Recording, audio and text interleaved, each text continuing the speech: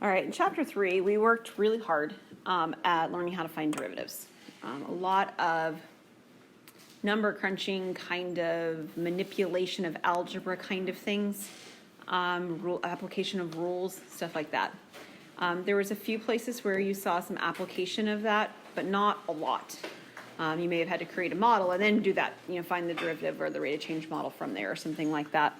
But no real application. Chapter 4 is actually the application of the things that you now know how to do from chapter 3. Now, the upside, the good part about chapter 4 is that the derivatives themselves are not the complicated, messy, ugly kind that you're seeing on the gateway. The derivatives themselves are a bit simpler to work with. But now we're doing the application component of it, which that part can cause its own set of, things causing questions for us. So to start with, one of our first applications of the derivative concept is extreme points. We're going to talk about relative extrema. Relative extrema is the following. A function has relative maximum at C if f of C is greater than any other output in an interval around C. And a function has a relative minimum at C if f of C is smaller than any other output in an interval around C. And I'm going to draw a picture that tries to get at the idea of what's happening here.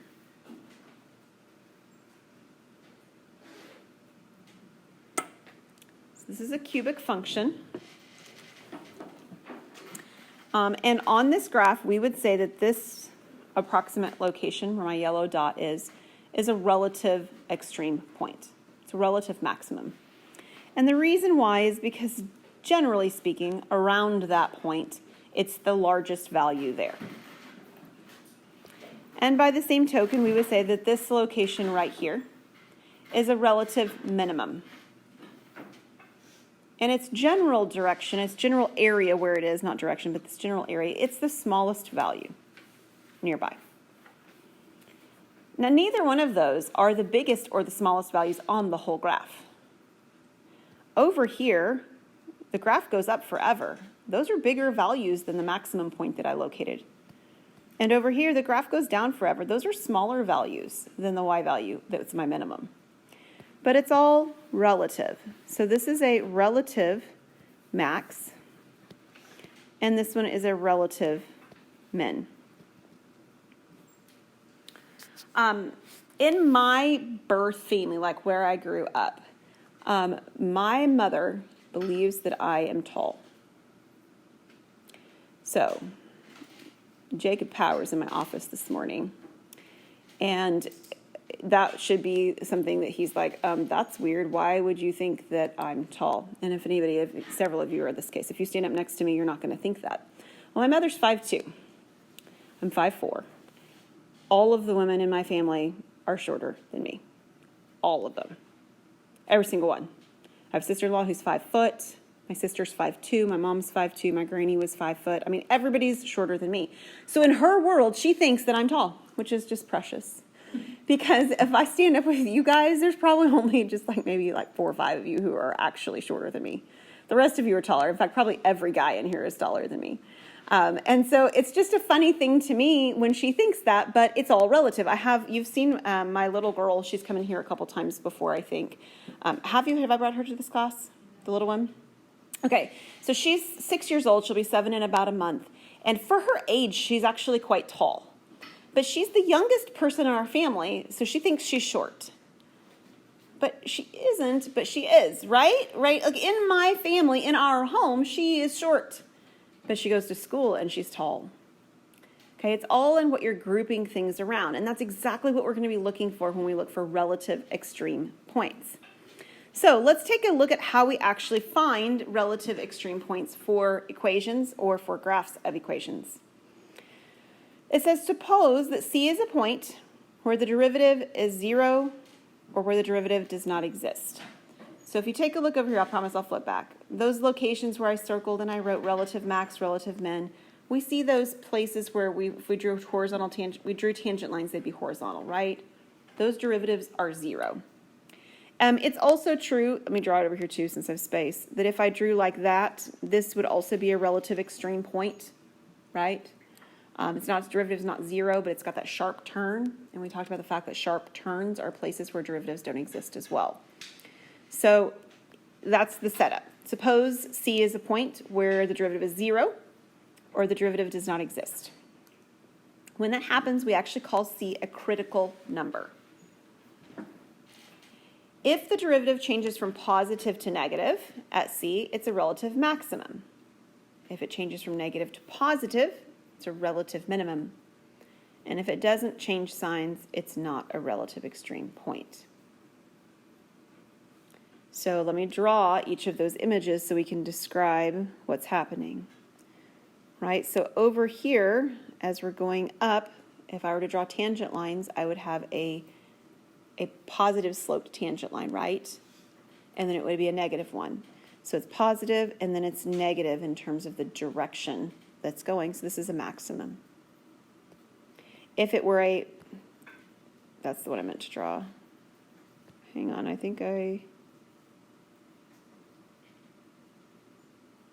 there's a typo there. That's great. That shouldn't say maximum the second time, it should say minimum. Looks like something's wrong. Okay, if it changes from a negative to a positive, so if my graph is just the same one I just drew but flipped upside down, more or less. So the slopes here are negative, right? Tangent lines would have negative slopes here, and then eventually they come back up and they have positive slopes. Then this one would be a relative, roughly speaking there, would be a relative minimum. And an example of something where it has this feature, but it doesn't have a relative max and min would be something like this. These slopes are positive, and these slopes are positive. But roughly speaking in the middle here, I do have a horizontal tangent line. At least visually it seems reasonable, I might. All right, if I were to draw a tangent line there, it's pretty close to horizontal, or maybe it is horizontal. So my slope is 0 at that point, but the tangent line's positive, and then the tangent lines are positive sloped the second time, so we didn't actually have a max or a min there. And you would all look at that and you would agree with that, right? It's not a max or a min location right there. If I draw a neighborhood around it, it's neither the biggest nor the smallest value in the area. It's sort of in between.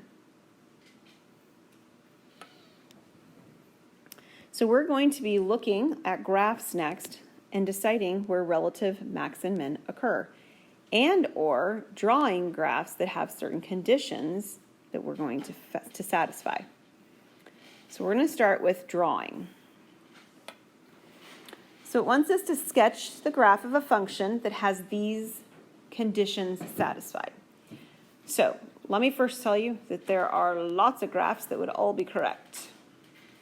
Okay, lots of them. There's certainly graphs we could draw that are incorrect, but the point is there's more than one correct solution to this. So these are sometimes a little tricky to grade because I have to make sure that your graph satisfies the conditions, because it doesn't necessarily have to look just like mine. So we're going to write down what those conditions are with the details we're given. So the first one says the derivative is negative. What does it mean for the derivative to be negative?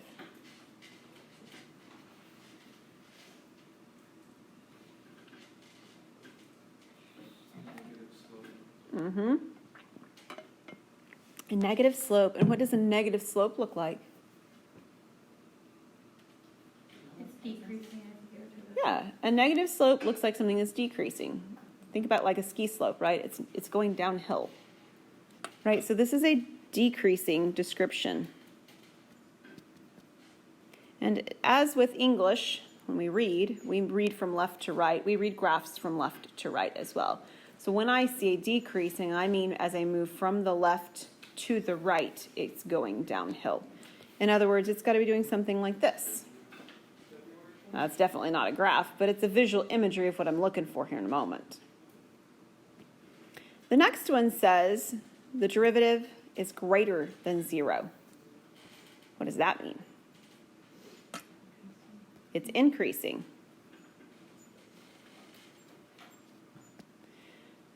Okay, again, from left to right, so it means it's going uphill, right? If I read my graph from left to right. And then down here where it says the derivative does not exist at one point, the point -1, the derivative does not exist. We have some choices. That's where we have our biggest amount of flexibility when we're drawing our graph. There were several ways where derivatives did not exist. Do you remember what the options were? This is something from last chapter that you could be tested on. When do derivatives not exist? Okay, so horizontal lines they do. I think you mean vertical. Yep. Okay, so one option is a vertical tangent line.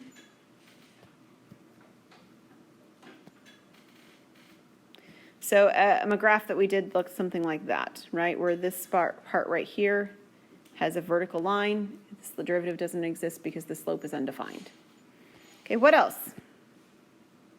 There's two others. Like a sharp point. Right, a sharp turn. Sometimes they're called a cusp. So if I'm doing that one, I would have that pointed sort of picture that I drew back on the earlier screen. It's got a point where I stop and start. And it doesn't have to be going up and then down. It could be going down and then up. And it doesn't even have to be that extreme, right? It could just do this too. This is still a corner, right? It changed directions sharply. Okay, so it could be something as simple as that. Do you remember what the third one is?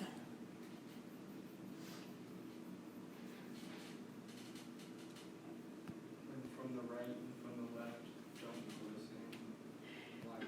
Okay, so there's two things that you could write down. So one is a jump, that's what I think you might be describing, or an asymptote. The reason these are in the same category is because we actually have something happening at this location where there's a disconnect, right? The other ones were connected, right? The first one here, the vertical tangent line, it's still connected. The sharp turn is still connected. But asymptotes and jumps have a disconnect in the graph. So like it could literally be still going like this and just jump up and still have the same slope, but it jumped. That's not okay. Or on an asymptote, you could actually have this image and this image, where again, they're both going the same direction, but opposite, or like this would be a possibility. But you've got an asymptote happening sort of in between that you can't actually cross. Okay? So those are our ways that we can make something not have a derivative. We have choices. And by and large, you are the one who gets to make the choice because you're the one creating the graph. So which kind of a graph which kind of a disconnect, a D&E does not exist, do you guys want to draw? Somebody pick one. Asymptotes. I actually like the asymptote one probably the best. All right, so here's my graph. The value that I'm concerned about that's sort of cited in every single one of these is -1, -1, -1, right? Like it's mentioned in all three parts of this. So I better put a -1 on my graph. That just makes sense.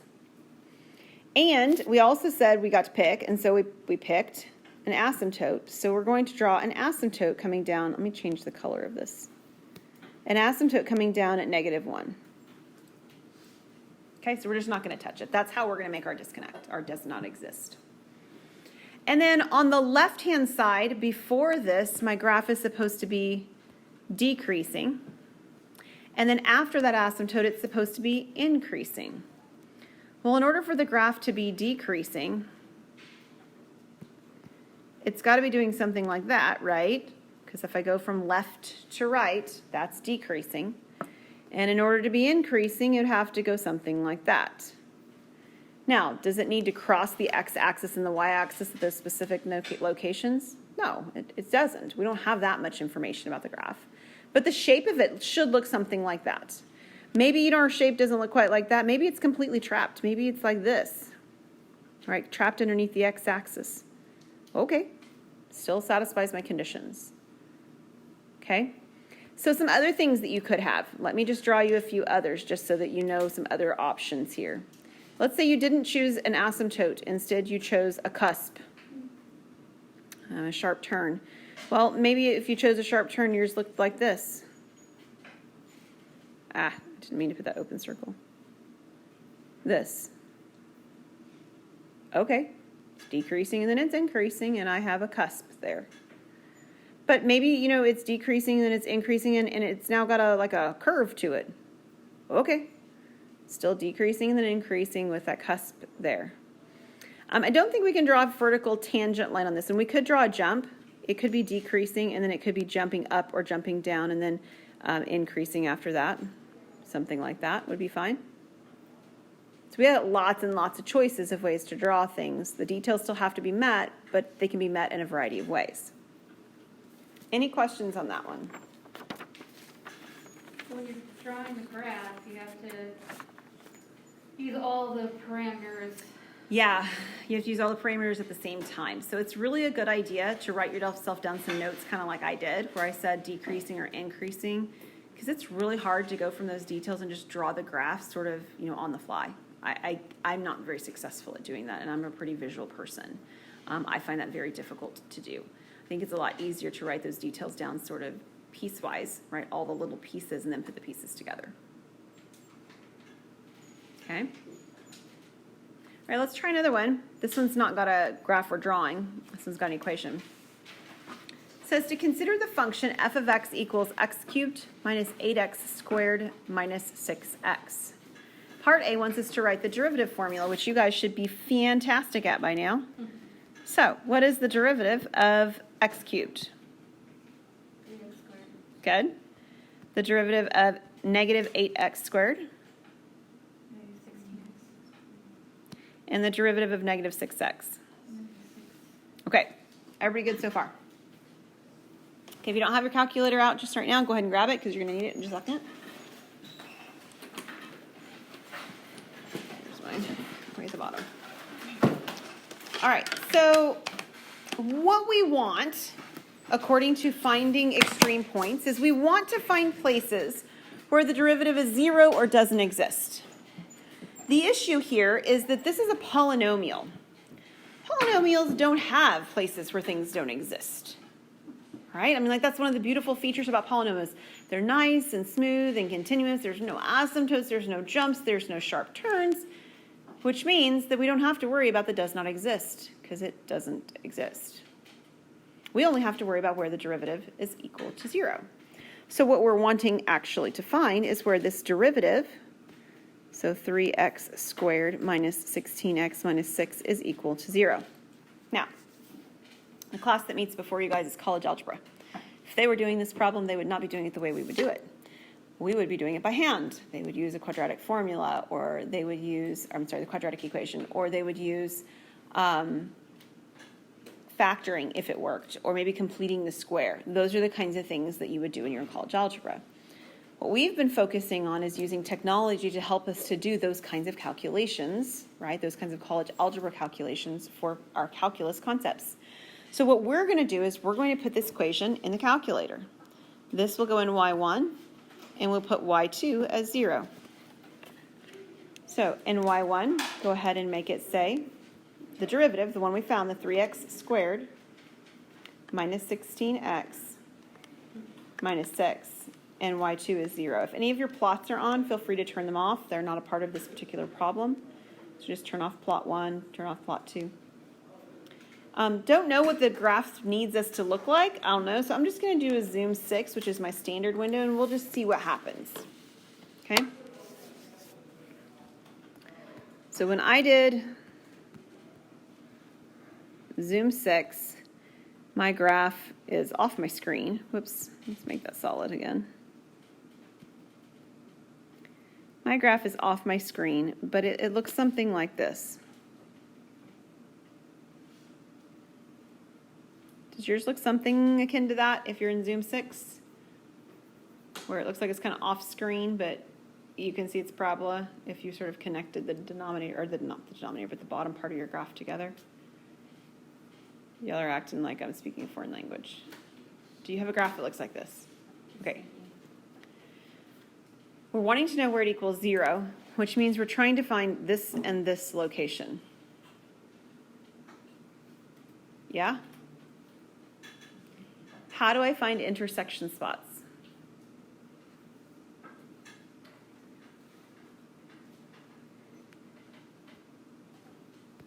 Trace.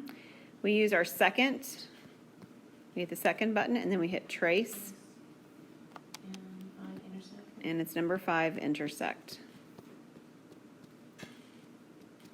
Now, if you choose number 5 and you just hit enter 3 times, you'll get one of the solutions. Mine gave me the first one. We'll do 3 decimals just like we've been working with all semester. Negative 0.352. So mine gave me the first one over here on the far left. I need to get the one on the far right though, so I'll do it again. Second calc, 5. It's just that when it gets to the question asking me to guess, I need to get closer to the other location before I hit enter for the third time. And if I do that, I end up getting 5.685.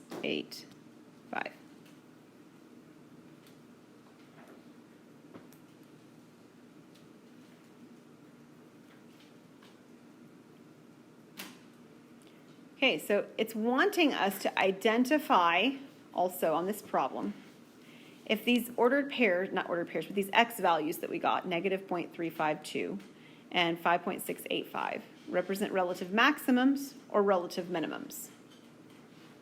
Okay? So one of the ways that we can do that is by actually graphing the original function. That's helpful. So if you'll take a look in your calculator, hit y equals. Instead of, just leave what's in y1 in y1 because we're going to need it in a minute anyway. Turn it off if you wish, but leave it there. But in y2, we're going to enter the original equation. So that's x cubed minus 8x squared minus 6x. And for the moment, I think I might just turn off my y1 just because I don't want it to see it at the moment. And I'm just going to hit graph and see what happens. Okay, so I'm not finished with part B. I'm kind of moving into part C because it'll help me do part B. Because part C says to graph some stuff, and graphing is a way to make the determinations for part B. So while I'm here, I'm going to go ahead and draw the graphs that it's referencing for part B. So the graph that I have here looks something like this. I know it crosses down there somewhere. We'll pretend in a moment and connect them, but it looks something like that on my screen at the moment. Does yours look like that? Mm-hmm. Awesome. So this was the relative point that I had earlier, and somewhere down here is the other relative point I had earlier. So the one on the far left, the negative 0.35, whatever it was, is that a max or a min? It's a maximum, right? In a nearby area here, it's the biggest value. So over here, back on my part B, let me shift this over so I have more room to write. This is actually a maximum. Negative 0.352 is a maximum. And my 5.685 down here, I know I can't see the whole graph, but you know what's happening. Is it a max or a min? It's a minimum.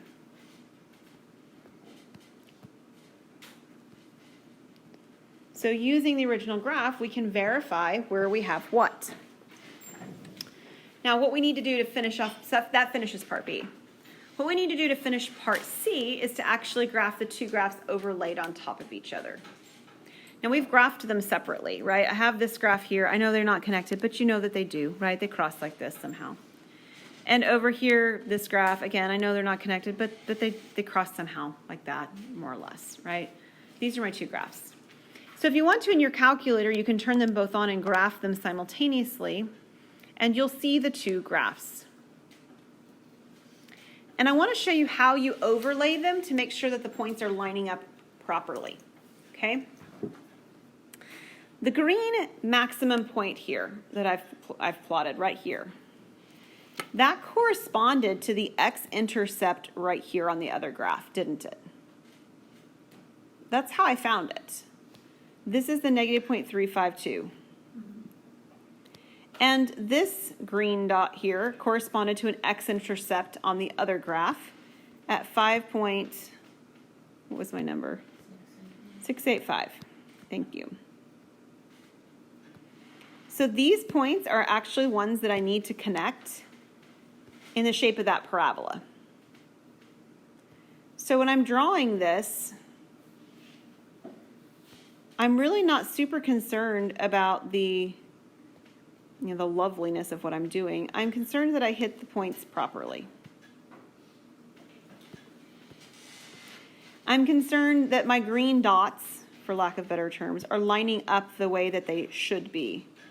So this green dot and this green dot should be at the same x value. It's a little bit slanted because I didn't draw it well. And these two green dots are at the same x value here. They should be lining up. So when it says graph the function and its derivative, and then it says to indicate the relationship between any relative extrema and the corresponding points, that's what I just did with the dotted line. So what I did to indicate this relationship is that I lined them up with a dotted line. That's showing that the point that's the maximum becomes the x-intercept. The point that it's the minimum becomes the x-intercept when I graph the second portion, or the derivative graph on top of it. That's what it's referring to. The last thing that I need to do is I should label my graphs, which is which. This was f of x, the original graph, and this one, the second one I drew, was f prime of x on the derivative graph. I should label my x-intercepts, which I already did, the negative 0.352 and the 5.685. Those should be labeled as well. So that's what that would look like. Any questions on that?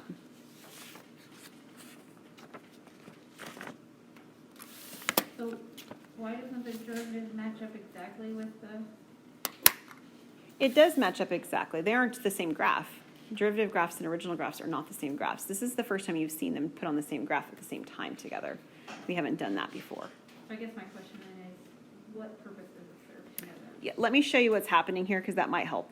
All right, so let me shade in maybe an orange. I don't have an orange going on yet. This portion of my graph is increasing, right? Okay. And the derivative has positive y values at the same time. The y values themselves, they are above the x-axis. Right in here, I have derivative values that are negative. The graph is decreasing. And what I see happening is I see my derivative graph itself, right through here, are all negative y values. These negative y values correspond to this decreasing nature. Okay? And then over here, these increasing values, right through here, correspond to the positive values that are continuing on from the derivative graph here. So an increasing feature or a decreasing feature on the original graph correspond to a positive derivative or a negative derivative y value on the derivative graph. And that is something that you will have in your test because we did that in 2.6 where we were drawing the derivative graph based on the original graph, looking at those features. Okay? I think more of what you're asking, you'll find out as we move on through chapter 4 on how it's used in terms of an equation. Because none of this yet actually had any context like f of x equals the number of babies born, every year since 1930 or something. It doesn't do that. So, but the next sections will start to do that. All right.